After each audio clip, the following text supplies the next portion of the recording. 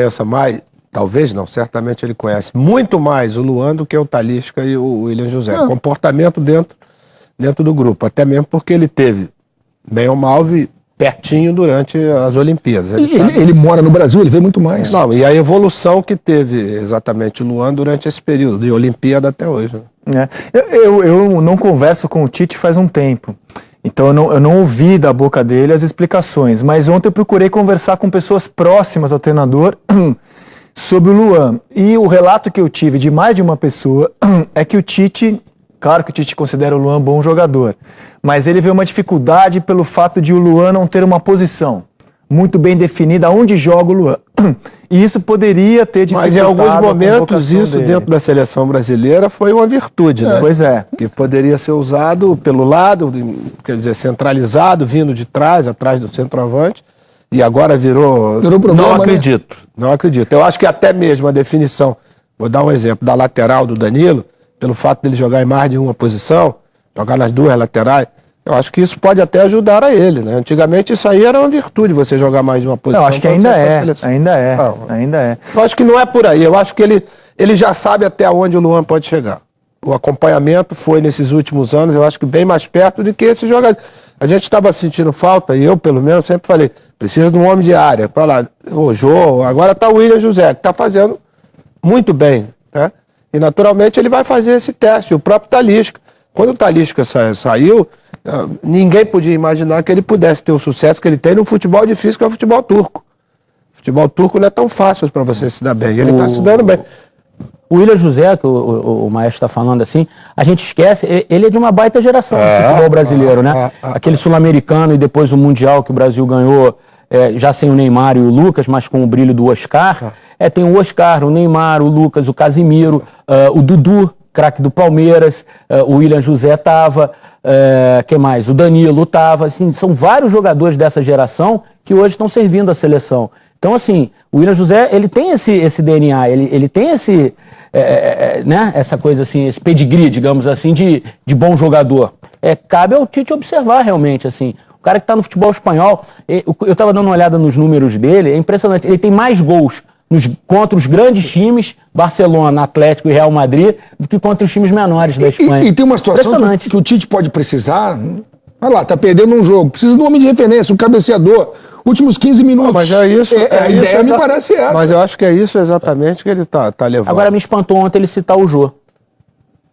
Eu achava que o Jô era uma carta 100% fora do baralho quando foi pro Japão. Ele ontem citou o Jô 2 vezes na entrevista coletiva. Então, o Jô foi eleito merecidamente o craque do campeonato, foi também o artilheiro do campeonato. A temporada do Jô ano passado foi espetacular. O Luan foi eleito pelo jornal É o País, que é o mais tradicional prêmio da América do Sul, o craque das Américas. Eu fiquei pensando, e estamos aqui fazendo ilações, porque eu não estou na cabeça do Tite, tampouco conversei com o nosso técnico sobre esse assunto, mas quando tiver essa chance, eu vou perguntar para o Tite o seguinte. Na primeira convocação do Tite, ele escalou o Gabriel Jesus, que era centroavante do Palmeiras. Ele ficou na dúvida, você lembra? A dúvida era Gabigol ou Gabriel Jesus, né? Ele definiu no último dia, buscou jogadores na China, que até então não vinham tendo chance, como Paulinho e Renato Augusto.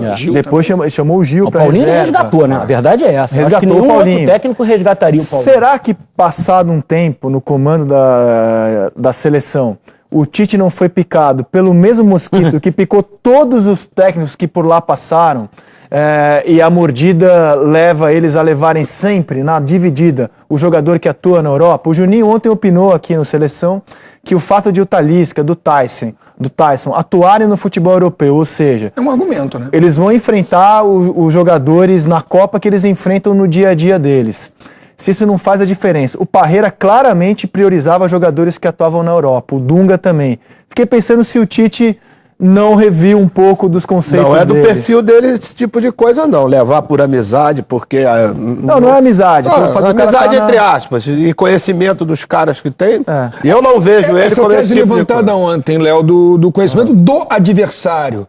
Que você vai jogar contra Portugal, você já jogou contra o Cristiano Ronaldo. Está habituado a marcar o Cristiano Ronaldo, habituado a marcar o Harry Kane. O que você pensa? Não, eu acho que isso pode ser uma vantagem. Naturalmente, quanto mais você tem referências, quanto mais você tem observações de adversários, melhor é. Até mesmo para um companheiro, o cara que, por exemplo, Jeromel. Jeromel não joga na Europa. Vai ter que jogar um jogo lá, o cara vai dizer, ó, fulano de tal se movimenta Sai pela assim, direita, sai pela esquerda. Isso é uma forma de você ajudar, mas não acho que isso não é nem determinante, nem Agora, preponderante. que é pra inegável, levar. né, Júnior e amigos, que o cara que atua na Europa, ele tem um nível de exigência, de competição ao longo da temporada maior. Claro. A gente passa aqui 6 meses competindo contra ninguém, Claro. os jogadores dos O times zagueiro vai grandes. enfrentar atacantes mais perigosos. Isso é inegável, assim. Inegável, Aí concordo. se o técnico um dia usa esse argumento para convocar, para na hora da dividida ele falar, eu prefiro o Júnior que joga no Torino do que fulano de tal que joga no Flamengo, digamos assim, eu vou levar o Júnior porque lá ele joga contra a Juventus, Real Madrid. E eu acho que é um argumento altamente válido, assim. Sim. É até difícil você rebater. Sim. No ano passado eu entendia totalmente a ausência do Jô, acho que o Firmino é melhor que o Jô e o Tite não tinha um centroavante. Agora ele busca no Willian José essa alternativa. O Luan, que vai estar ao vivo aqui conosco, a partir de 3 horas mais ou menos, ele vai falar conosco ao vivo lá do CT do Grêmio, ele atuou por exatos 9 minutos. Tem 2 convocações com o Tite e entrou em campo por 9 minutos. Não vai dar tempo de a seleção ver o Luan em campo. Então vai ser de acordo... Mas não o Tite, né? Não vai dar tempo de o Tite... O Tite estava ali por trás, né? Mas é diferente, né? É diferente, né? Diferente, né? Até o grau de exigência dos Jogos Olímpicos. Sem dúvida.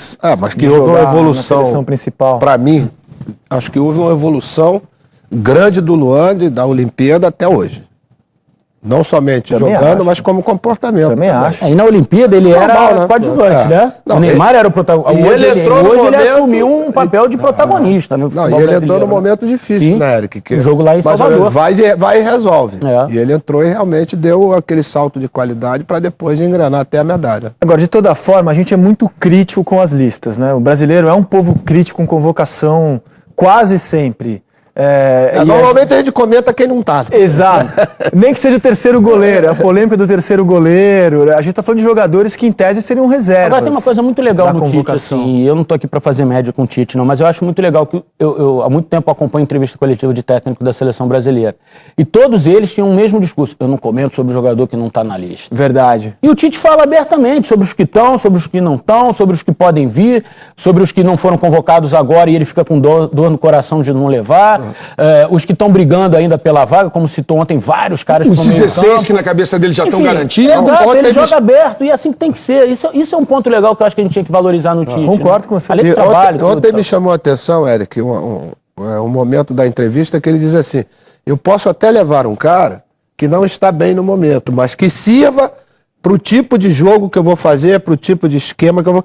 Isso é uma coisa, a gente pode achar, pô, isso não é normal, né? O treinador dizer isso, que a gente fala sempre, é o momento, tá bem, tem que levar. Mas às vezes esse cara, dentro de todo o contexto que vai acontecer, e ele não falou hora nenhuma de Copa do Mundo, ele falou um torneio de 7 partidas. Que é a Copa do Mundo. Que é exatamente, onde a margem de erro tem que chegar perto do zero. Eu me lembro Ué. isso em 94, Léo.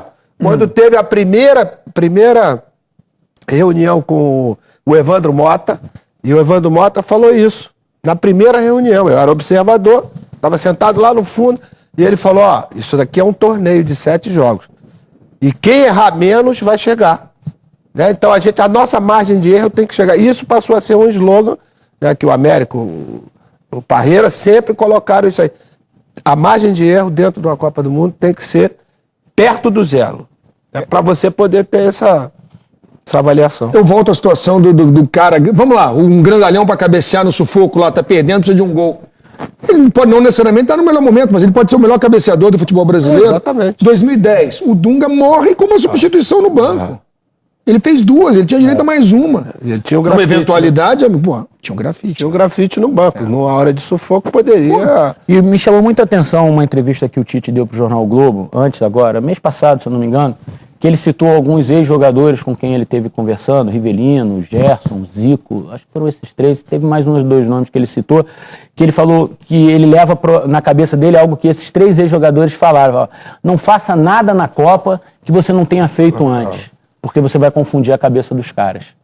E é no momento que você não pode errar, que a margem de erro é 0. Então, assim, o Tite, talvez nesses 2 jogos contra a Rússia e contra a Alemanha, ele vai esgotar todas as possibilidades de fazer o que ele pode vir a fazer na Copa do Mundo. Exatamente para não ter que criar algo novo na Copa do Mundo. Para ele ter todo o roteiro do que ele precisa fazer numa Copa do Mundo, né? Vê se Talvez funciona eles antes, né, vê se Eric? funciona antes, se não funciona, se dá certo, se não dá certo. E eu quero pedir uma ajuda de você aí em casa, onde você estiver vendo seleção. Como o Luan vai estar ao vivo aqui conosco, o que vocês gostariam que a gente perguntasse pro Luan?